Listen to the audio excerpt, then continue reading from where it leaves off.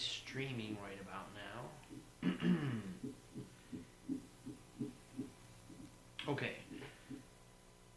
My screen says that I'm now live, so let's start a live video, shall we? And this live video here on this Budget DIY Guitars channel, my guitar channel here, about just some guitars that I built and probably will build again in the future. Although I'm not a full-time guitar builder, or I don't do this on a regular basis, which would be really cool if I did and could sustain myself doing that, but I have a regular job and this is a hobby right now. And our first guitar explanation I'm going to show you today is I know you thought vintage Fender, right? Maybe not. Looks like a Strat. Plays like a Strat. Sounds like a Strat, but this is lo and behold,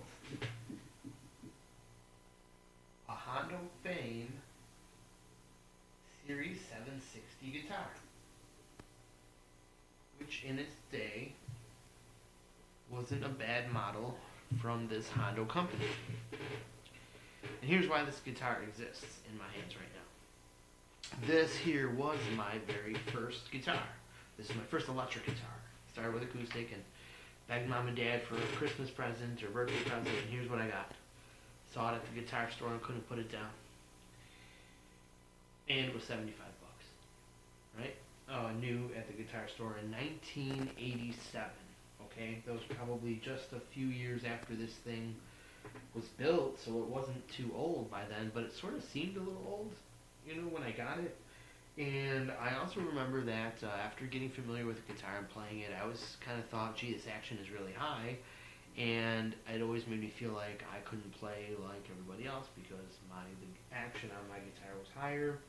I think it was set that way. It was set by a reputable guitar shop, and I think it was set this way to give it some decent sound. As you can see, this guitar sounds pretty nice. And well, I want to tell you the detailed story, but you don't want to probably hear 8 million hours of this stuff, but maybe you do. And that is why you're here, right?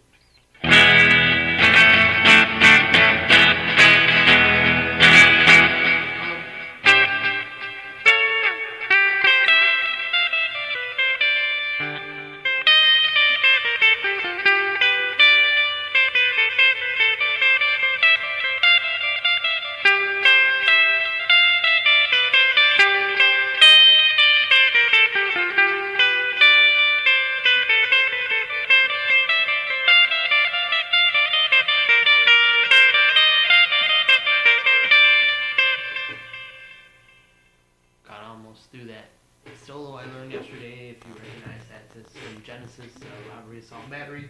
And so the guitar plays really great. It's got no dead frets.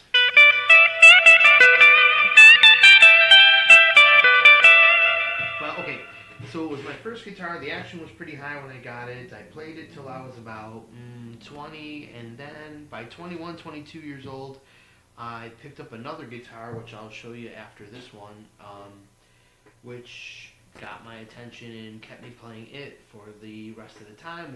Well, of course, this guitar went by the wayside.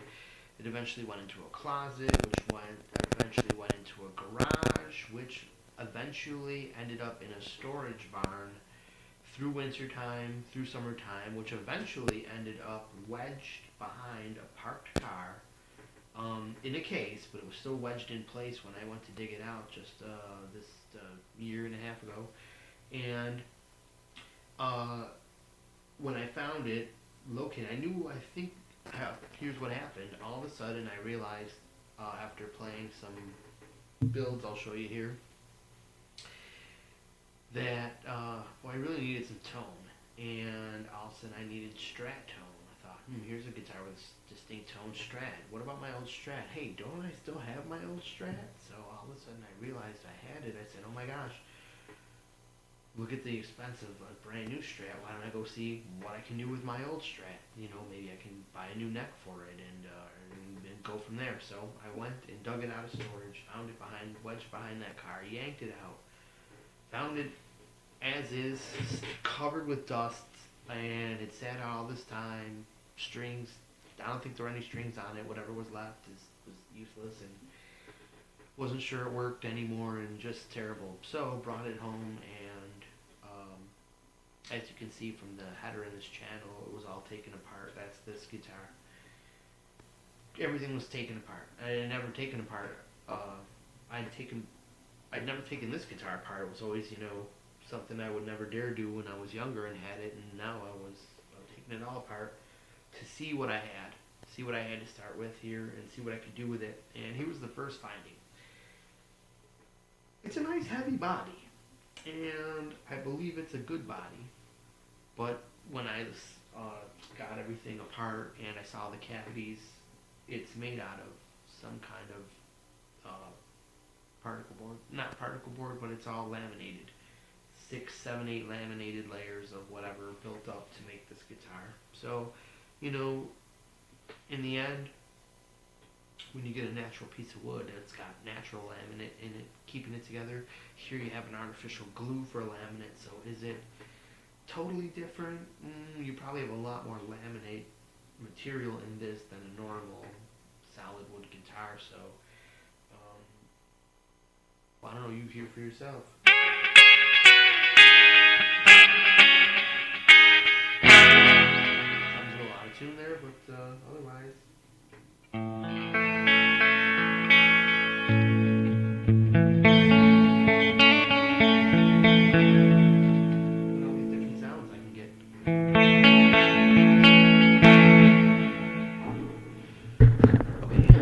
So now, guess what? I just realized that without having this microphone in my face, you probably couldn't hear a fucking word of this whole entire introduction video. So there I was, like... So, here I am going to try to talk, but not have this microphone totally in my face. Maybe this will do. Doodly-doo. So... Let me start with the story in the much more concise version. Here's my original guitar that had been sitting in a storage barn for 16 years. I took it apart. I found out it was a laminate body, so I decided to just rebuild it as is and not really convert it or do anything major with it. And I knew somehow along the line I'd put some kind of pickup in here. I don't know where this came from. Some kind of home-built job I got from somewhere, and I wax potted them before I put them back in, because I think one of the problems I had with this as a teenager was that it was microphonic. Couldn't really play loud with any loud equipment. It would squeal and hum and be a terrible guitar. And I think I got rid of that. I have some foil lining that I put in there. I also cleaned out all the pots, the original pots, the original wiring, which was, I think, had been gone through, number one, by a decent shop. And there was a very interesting use of capacitors on these volume pots, so I kept everything as is. I don't know if I changed my tone control around, though. Yes, I did.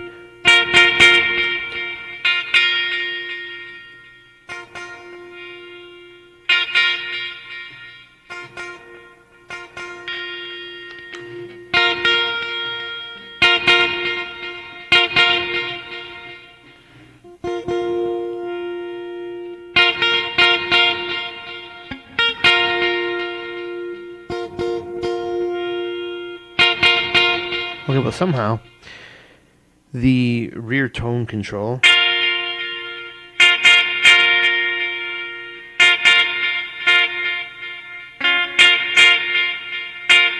okay, this does not have the Eric Johnson modification. I must have left this one as it is.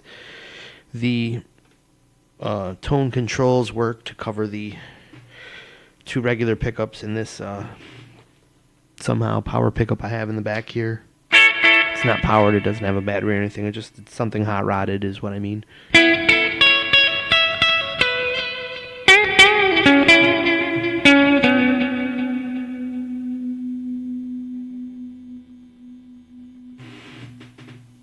But it sounds great. The notes last forever on the thing, and I got the action incredibly low on this guitar. I messed with the weird thing with the neck and the truss rod. I think, I adjusted it to to get it. It did move straight. Well, it's kind of weird. It's like the truss rod didn't really seem to want to do anything. I think I may have broken it. And right now, though, this neck is like so thick, it's just holding steady by itself, apparently, or whatever's left of the truss rod holding it. I don't really know. It was a little bit of a mystery there.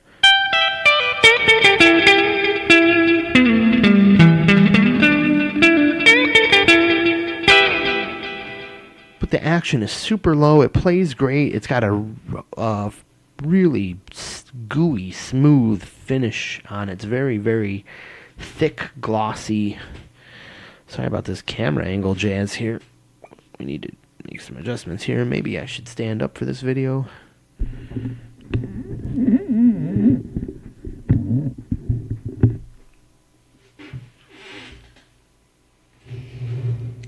Much better.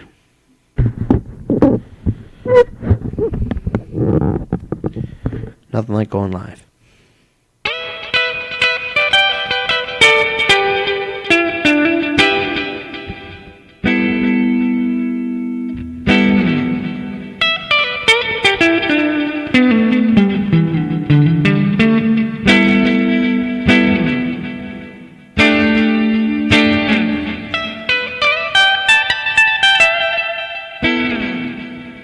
So, let's hear find a dead note.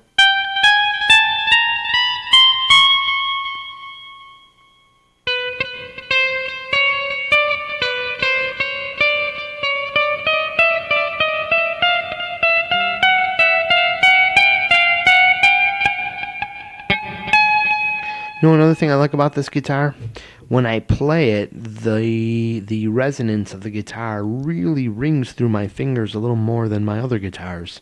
I can feel every note that I'm playing.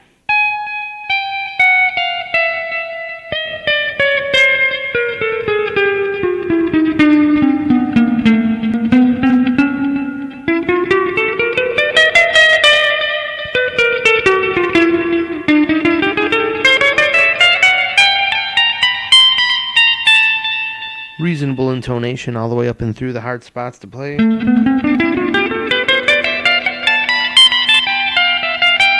Hardtail, I set it up to, let's see, I always leave the backing plates off here. See the foil lining there? Okay.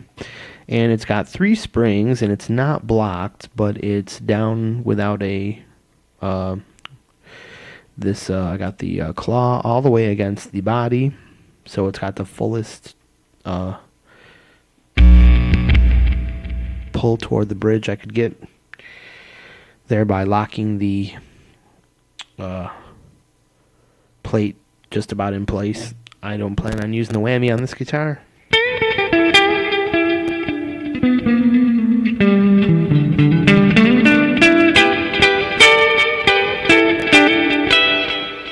And I believe that is what gives the guitar back its sound. When you really lower the action, you want to set your bridge flat against the body, so you have all that transference, all that solidity there, really making your strings probably resonate more than if they were in some small way tugging against.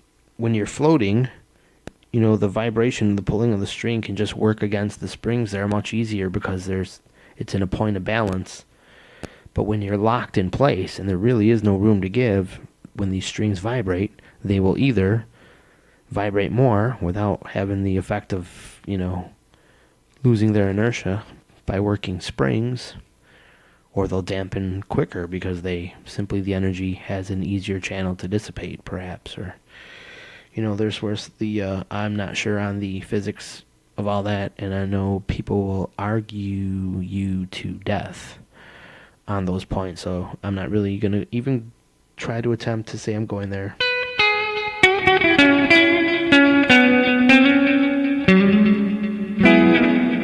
But I'm very happy with the guitar. It's one of those guitars where you don't really have to play as good. You kind of almost, when you just play a group of notes, they vibe together.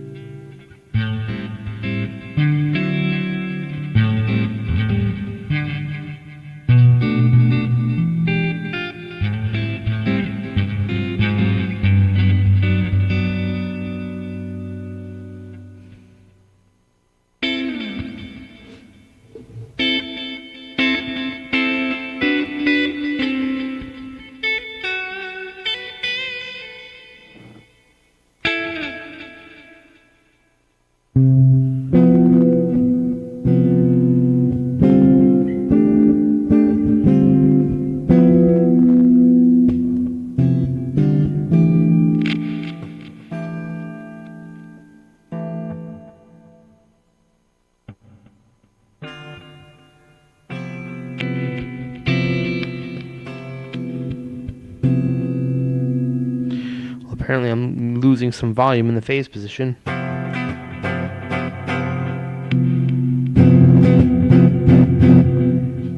Not sure what's going on there, but guitar's old. It's haunted.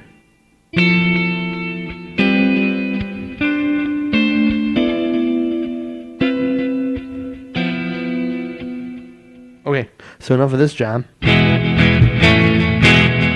It's John, man.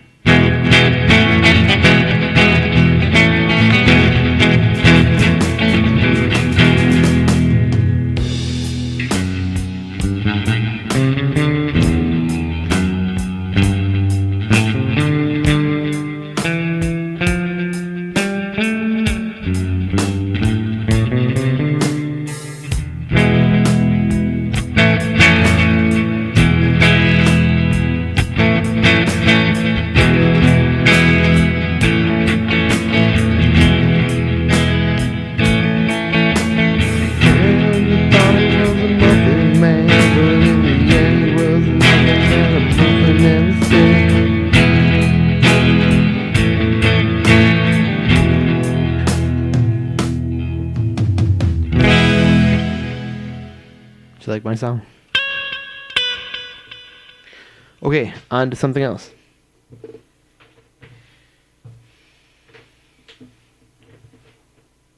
In this part of the video, you'll see me bending over and grabbing another guitar.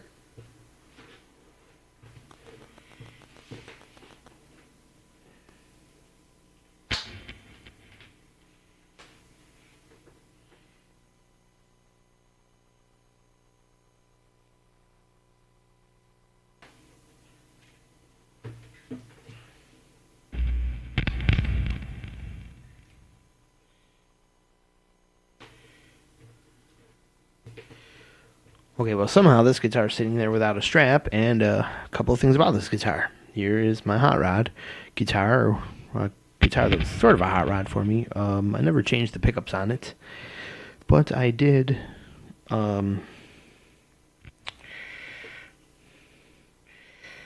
through this one, but in a pretty messed up way. I don't know what the hell's going on back here. But, that's why. That's probably kind of funny. This whole guitar is kind of in need of some work here, but for a while it was my go-to guitar. This was the guitar that took my focus away from the Hondo I just had in my hand. This here is... Oh, and I checked this one out when I wanted to go Strat crazy, and I wasn't thrilled because I wouldn't have the classic pickup here, so that was a stopping factor. And again, when I got into the routing here, this is another laminate made of pieces guitar. So once again, nice and heavy though, which is probably the weight of all that glue. Nice and heavy, and not a bad guitar. It doesn't sound that bad, but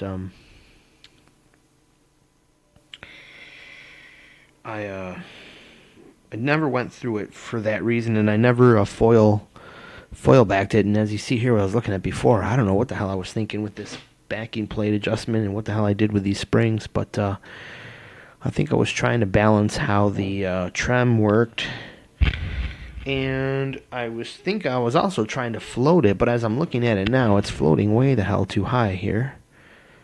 I don't know what the deal is with that. It's probably tuned way low. I'm surprised it's been sitting there. It's probably... And I'll tell you what else. I created this guitar stand a while back, but it holds the guitar. The guitars are always leaning at the top against themselves. And I want to say that I think that it warps the necks. Like, for example...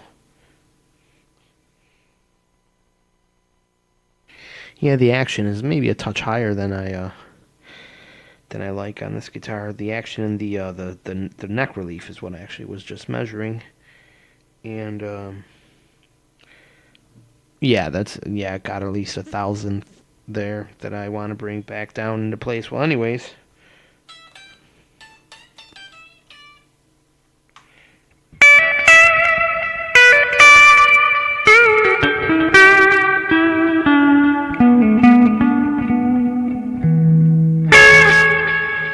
It's got a brass block there that I thought would give it some pretty cool sound, and I gave it a new bridge where actually I combined its old saddles with a new bridge and a new block there.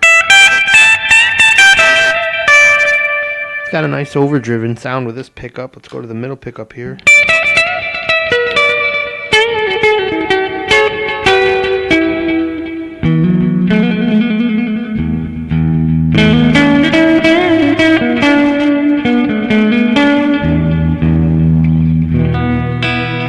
Little out of tune, and but it's got a nice sound to it, I think.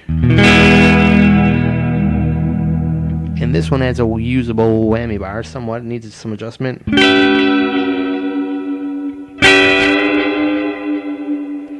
It does have the Carl Verheyen, which is really just your standard way to intonate the damn thing, anyways. Angle here on the saddles, and that creates that chord you hear.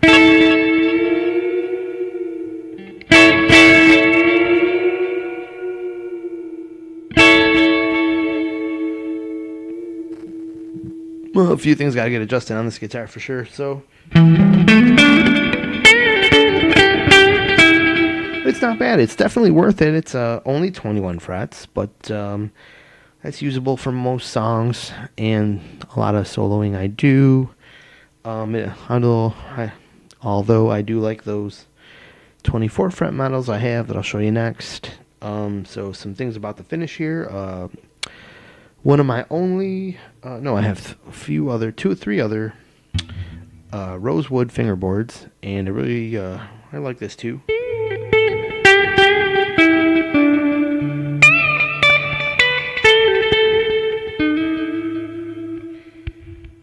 Fret's still in pretty decent shape, and then a couple other things about it. If you notice some scribbling here in fading marker, why wouldn't I wipe that off? Well, that's the remainder of Stevie Vai's signature, and I was thrilled to have him sign this guitar because to me it looks sort of like, look at that wicked headstock. It looks sort of like, although it's just a Rave 2, and that's a cheaper BC Rich, nothing to write home about, but it's got to look a little bit like the Jackson or Charvel or whatever it was, Kramer, that he played on Crossroads.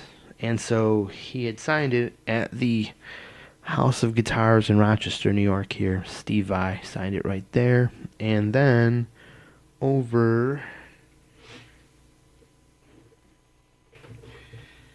I think it was down here, just underneath Steve Vai.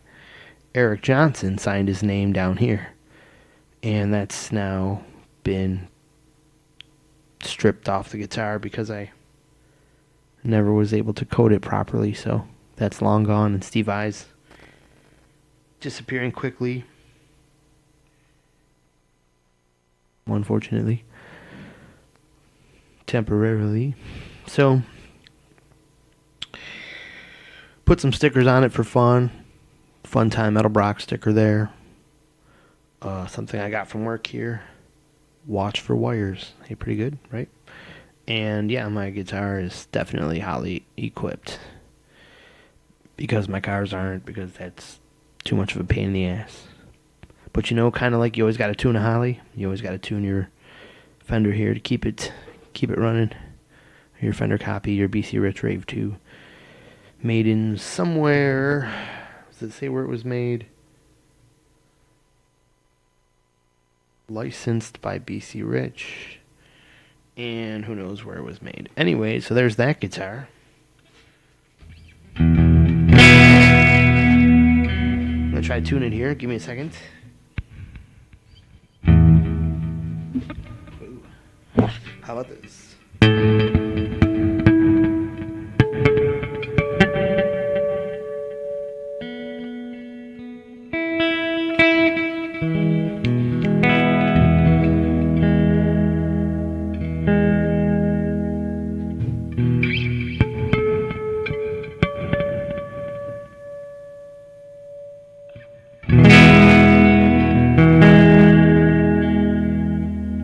Anyways, this is going to take a long time to do, and you don't want to see me do this on the video, so let's put this one away and grab another guitar.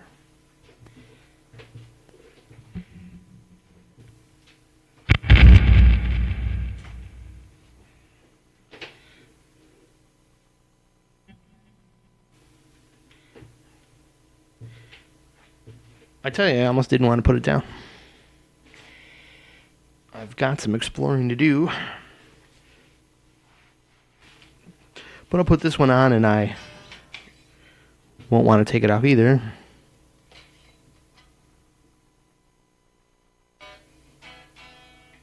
Oh, now this thing is plugged into a different unit. Let's see how this is working here.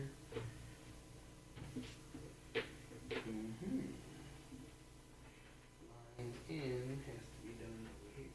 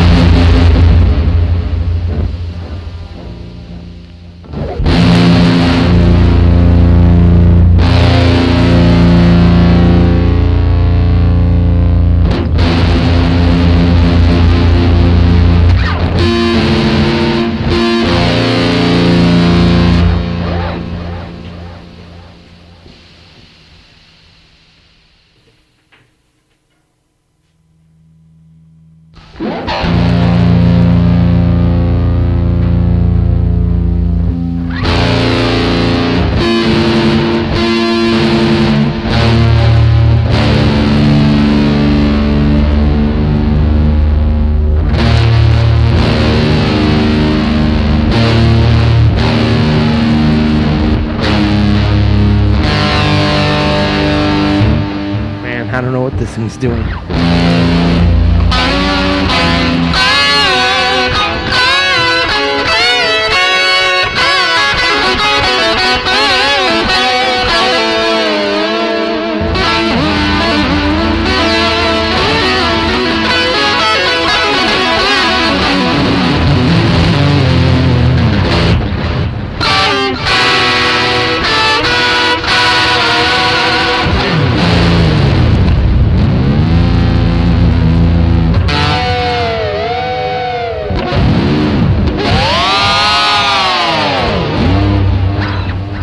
So here's my Ibanez Gem Combi that I built. This is my official first kit guitar, and as you see, I'm pretty happy with it.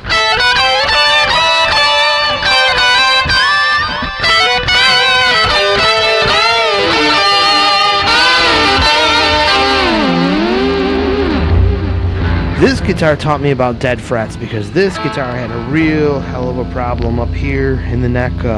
Something in the way it was made. You could see there was something was wrong here in the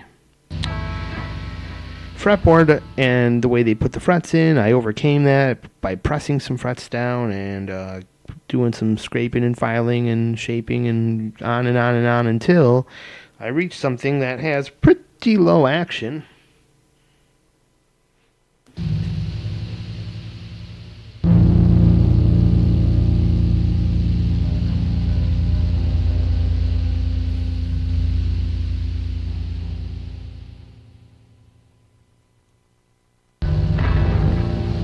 What I tried to show there was also I have a nice a little bow to the strings.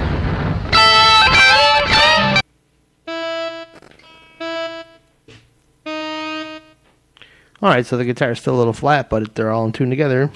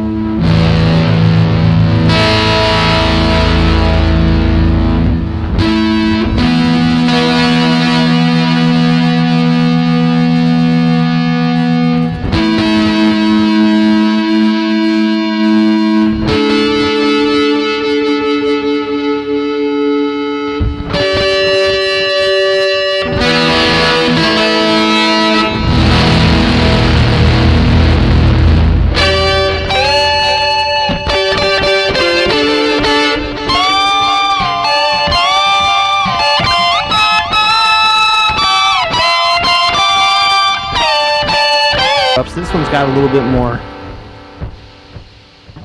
This has definitely got a little more snarl to it.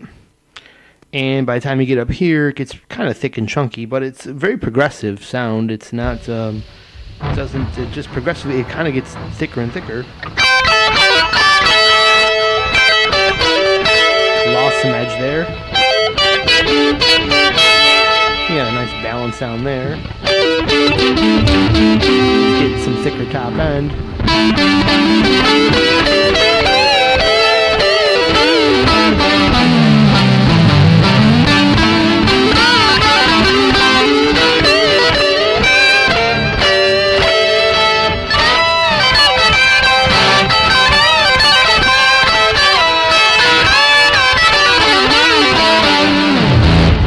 It's kind of like this is a hot version of this. It's like the two versions of each other, you know, from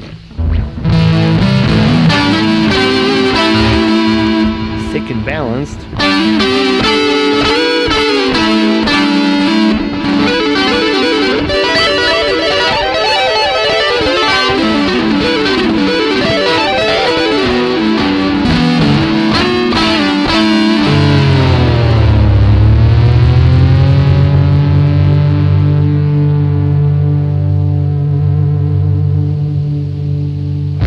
Aside from hearing some creaking in the neck doing that, pretty good guitar.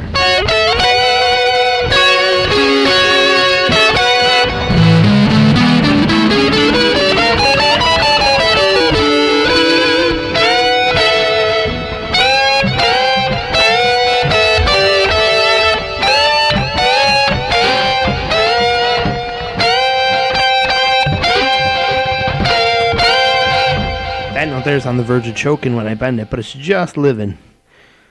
A little bit, sounds a little bit lower than all the rest, so, you know, slight bit of an issue there, but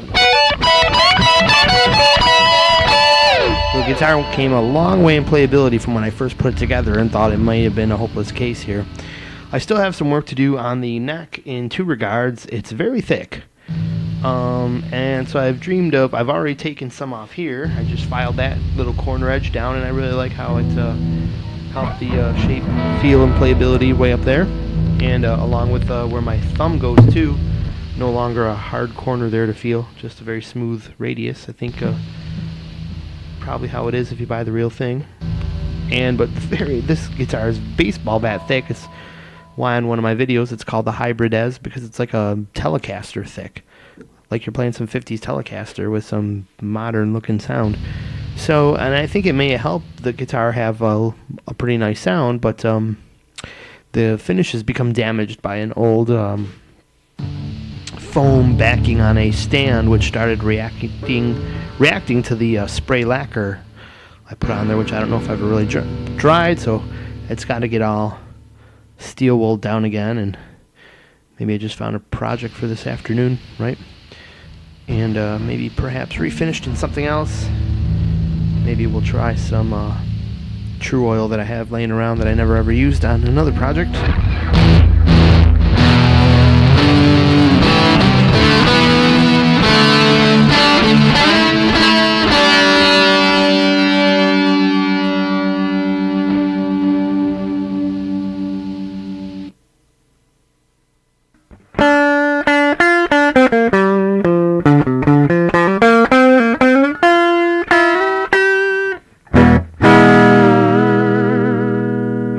I wanted to get the effects off there to give you a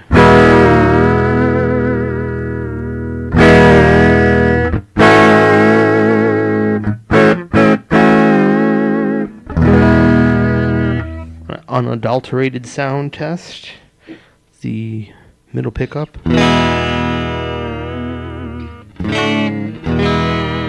A little thinner.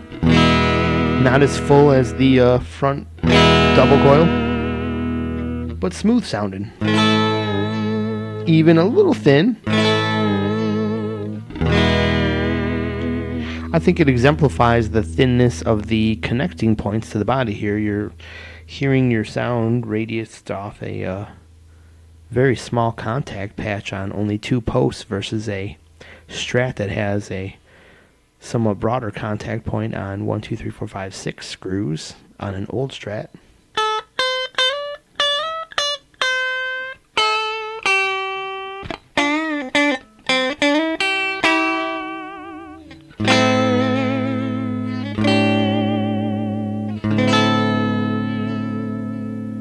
Not bad after a quick tune-up.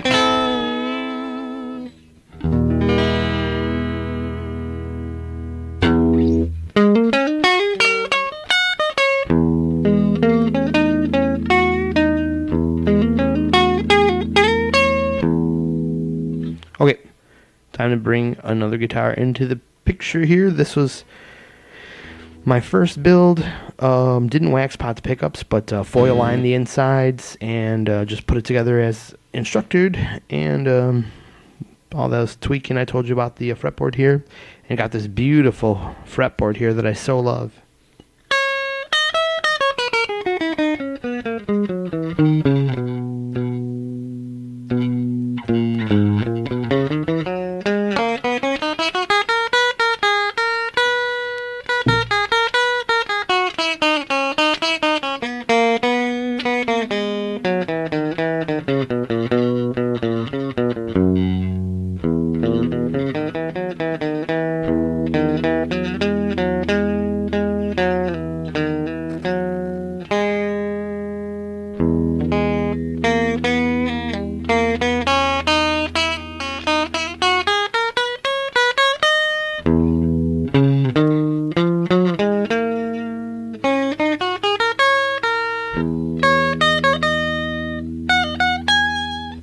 Anyways, time for something else.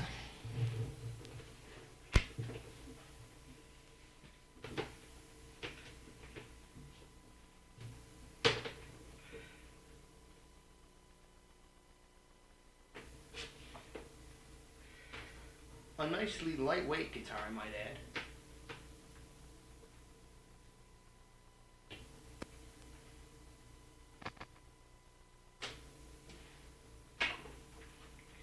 Here as well, another very thin-bodied. A very thin-bodied guitar here. The contour helps make it seem thinner than it is. Relatively lightweight. And some kind of PRS copy here. This is the finish I was able to achieve, minus the scratches that came later. On a bare wood finish, I ended up with a green, somewhat visible inlay here. There you go.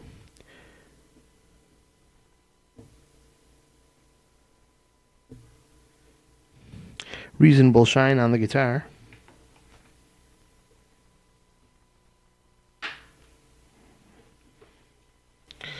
And I found a cool matching strap for it.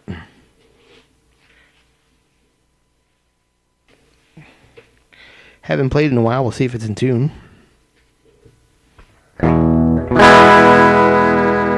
Nice.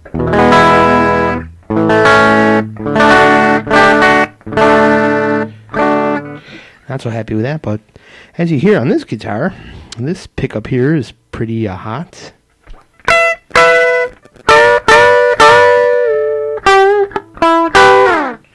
It's the same tone that we left off on the other guitar.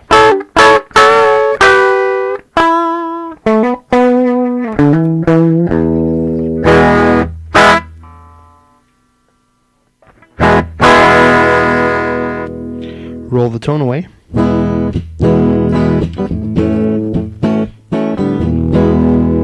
And the thing totally chills out. It's a really nice versatility there.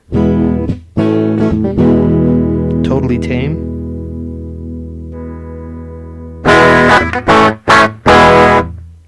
Woke up, started overdriving things here.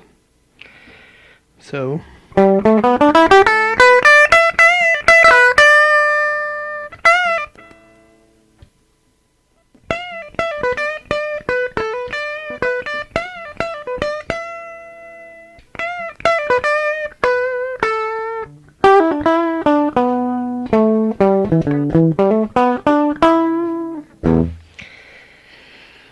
action, not super low, but definitely not high up. Probably could stand a little bit of an adjustment here. Let's check it out. Yes, I would like the neck just a hair's width flatter. Anyways, that'll come up. These things happen over time.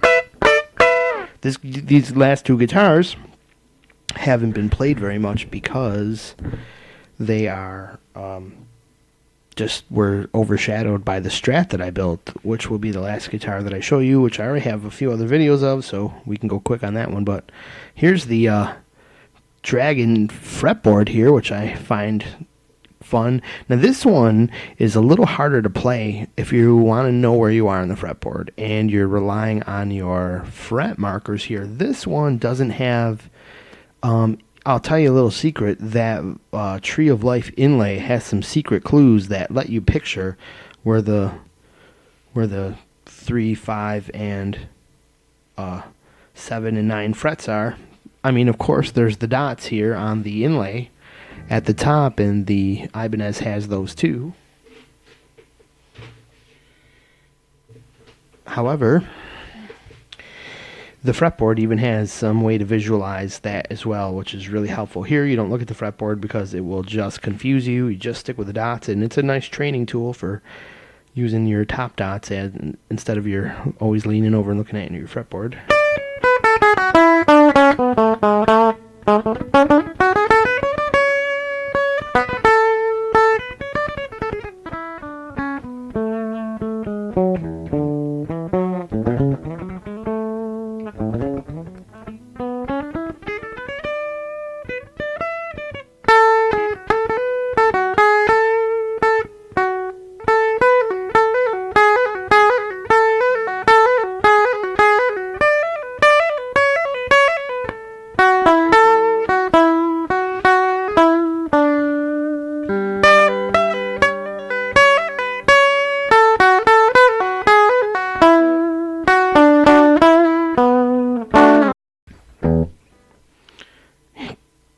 I'm pretty impressed with that because that was just a bridge pickup and a no frills sound, and I played something I was, happy with, sounding in tune.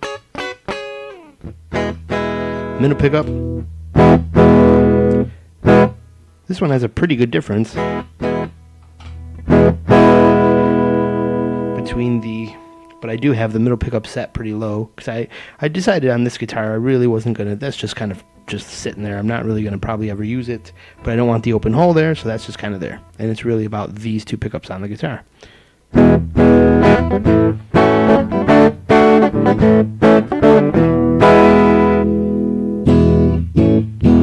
With a tone rolled off, it's got a great sound.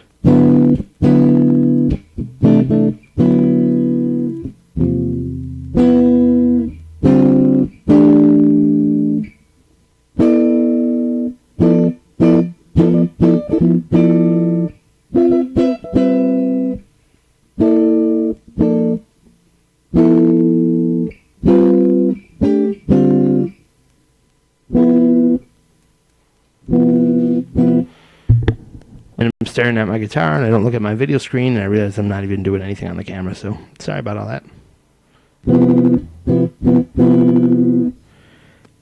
Just trying to see what kind of like jazz sound I could get out of this guitar. Not overly impressed with anything that's I think my other guitar gives me a nicer, closer to a jazz tone, and I wouldn't expect that from this guitar anyways. This is like my hot rod. I was just trying to see if it was more versatile than I remember. Not really. And so, we'll go back to...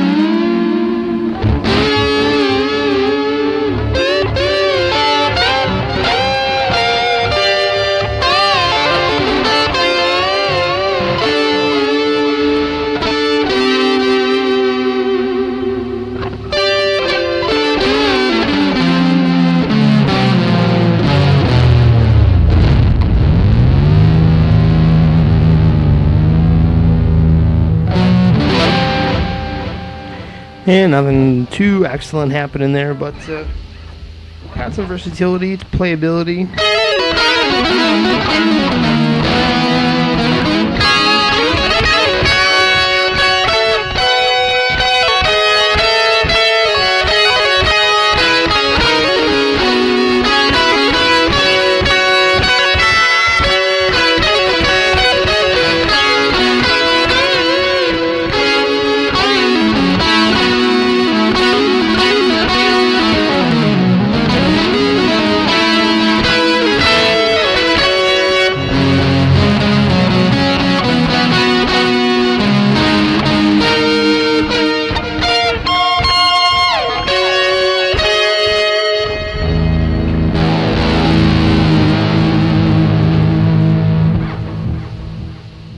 Okay. Foil lined, what do we got for springs in the mouth? I put the covers on. Yeah, probably 3 springs. And typical cheap eBay kit copy Floyd Rose floating thing that, as you see, a well-maintained copy. Doesn't sound that bad. Doesn't, does the same thing a normal one does.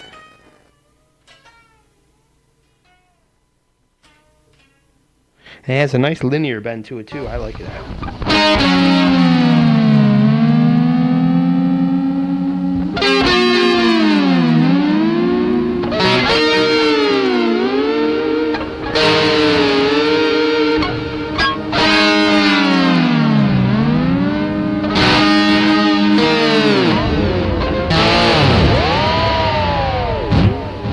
Yeah, it's like the coolest thing I can do, which really totally sucks. Anyways, I could probably use a different effect on this thing. So that would maybe liven the sound up. So whatever. This is this guitar. Thin. Reasonably lightweight, comfortable, playable. Once again, this one also got the not as thick as the Hybrid as, but it did get the fretboard or guitar stand goo on the back of its neck too, and we'll also need a refinish, which is going to be harder to match because it's all painted a funky color green that was a million different layers of different colors, so that's some trouble, but not a big deal because it's the back of the guitar. So there's that.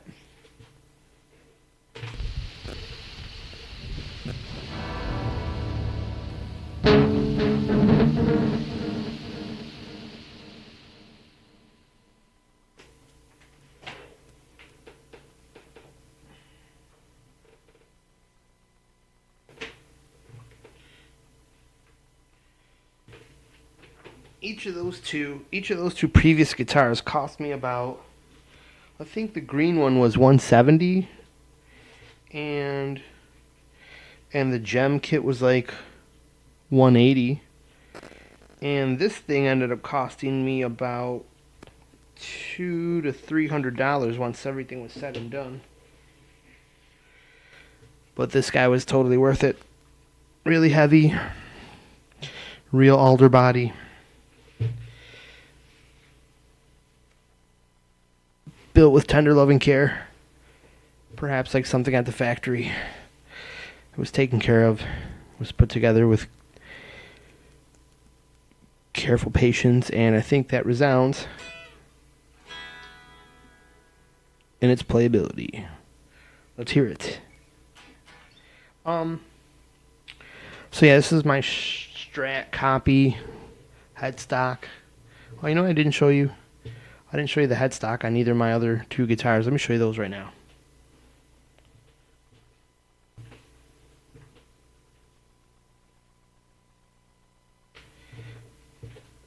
Here's the Ibanez, which came out looking like an Ibanez, and this was one of the last deals you could get like this because they really clamped down on you being able to buy a counterfeit that was shaped so closely to the original.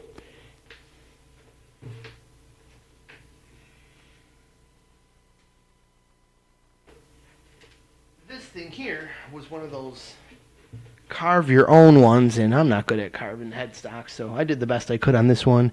Gave it a little bit of a Ibanez curve there.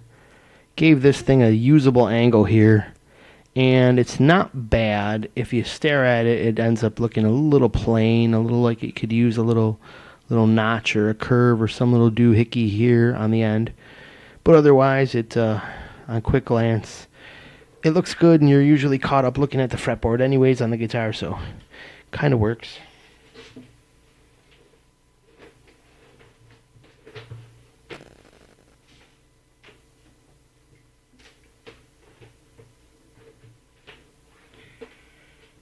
And then finally the headstock on this here Fake Caster. As you see, there's a couple things missing. No logos. I might put one on someday. I may not. I don't really care, to be honest with you. It's also missing the fret tie downs, which are the first two clues after looking at this guitar for a second that this may be some kind of hybrid copy, non-original thing. And aside from this, the nut hole here, how that's painted black, I'm not sure how that is on the original Fenders. And no string trees. But to compensate for no string trees, I have staggered tuners on here. I don't know if you can see those.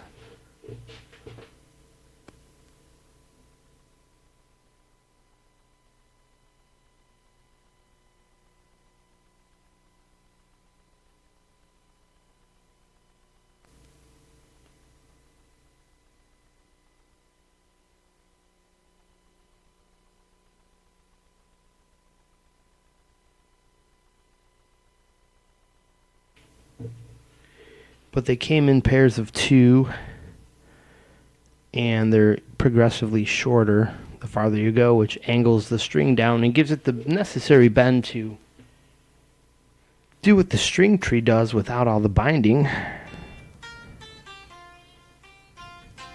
And does this guitar stay in tune? I say a resounding yes, it does.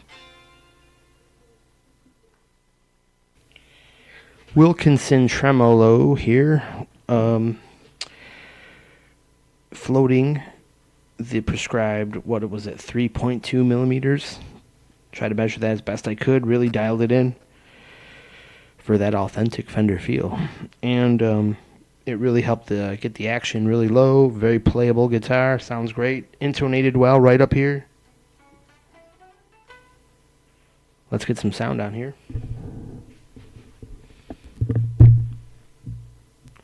Oh, I know what I must do.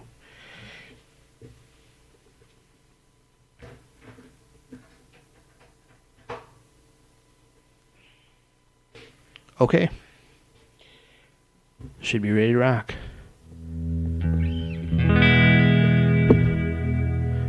Ooh.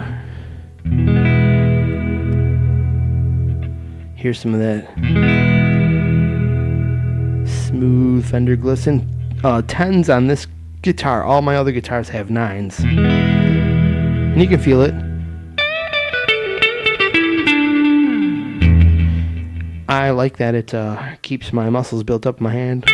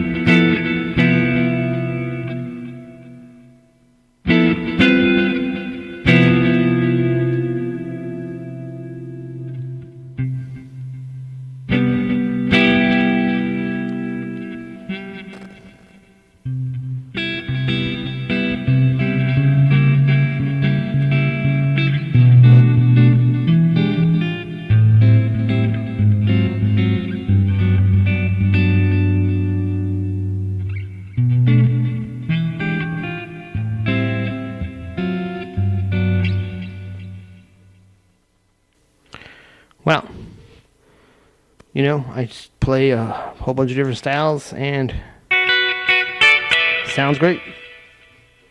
Let's hear some rock.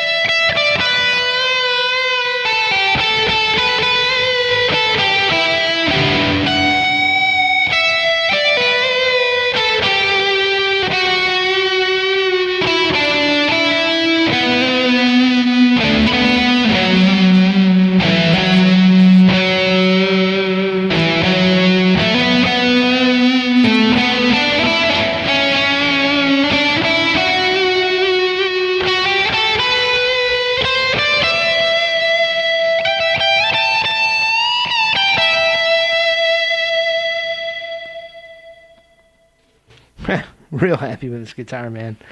That's been a great build.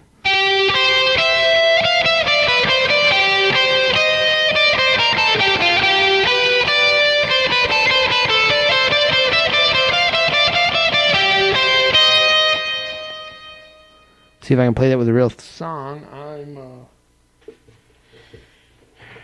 sure how fast. Not sure how fast I could get that piped up here. Let's see.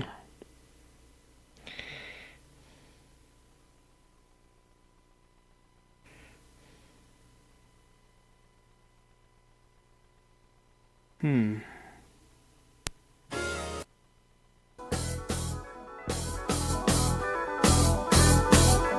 here we go.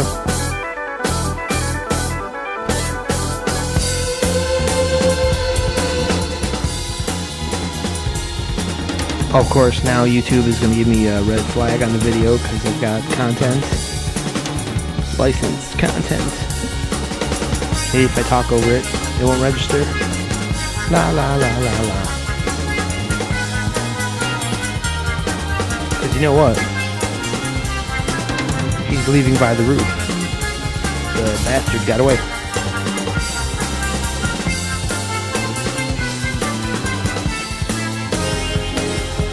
He's leaving by the roof. The bastard got away. Because you know, I mean, God always fights. On the side of the bad man.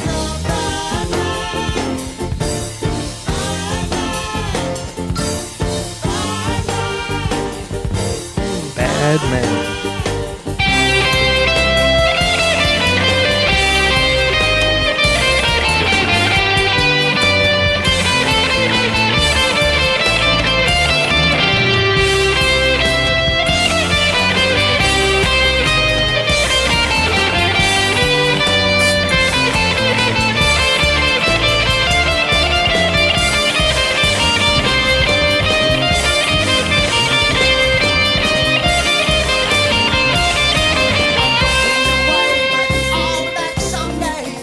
Alright, not bad.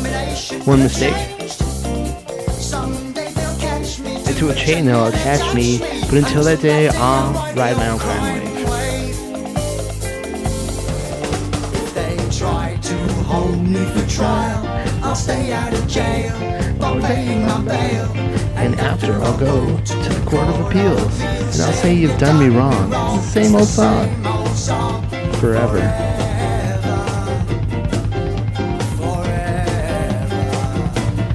Genesis man. You can't turn it off.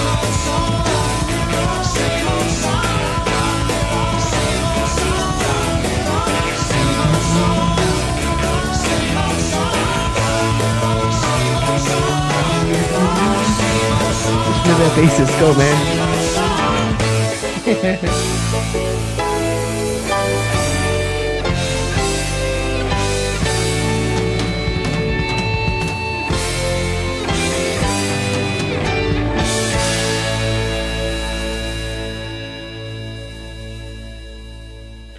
Remember when bands really gave music their best fucking shot and gave you fucking something real?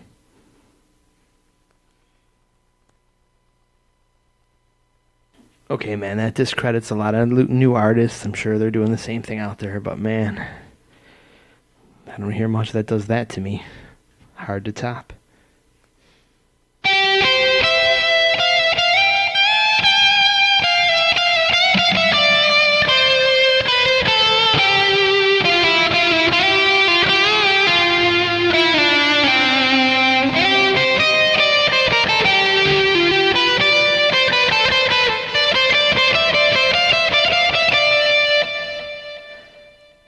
Noodles. Alright, well, I guess I'm going to wrap up this video. No, not that kind of rap. I'm going to... I don't know. Here, I'll play something like this. I'll just play a little bit and then I'll go.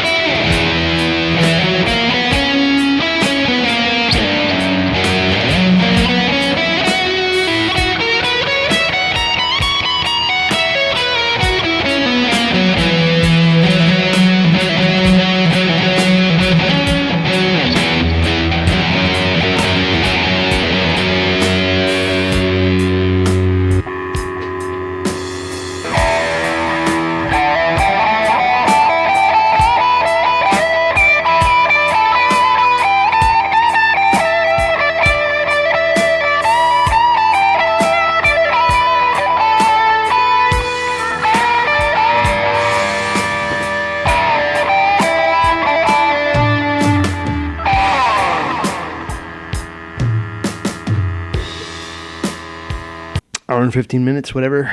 If you are watching after this long, well, I certainly commend you for doing so, because I think that's pretty amazing of you. Guitar. Latest build. What's next? Ibanez. Well, actually, we know what's next. Either some kind of Les Paul. I got my eye on a kit. I don't know if I'm going to get or not. Or a Telecaster. And I probably want the Telecaster more, but then again, I'm really lacking any kind of Les Paul guitar, so probably time for one of those. And but then the fear is I'll get that, and then this awesome guitar starts collecting dust because that's going to supersede this guitar, but I doubt it because this has got such a versatile, awesome sound that I love so much. So, thanks for watching. Thanks for Dweezil Zappa for this awesome shirt from the awesome show he put on at the German House here 3-4 nights ago. Totally incredible, totally inspirational. We'll see you soon.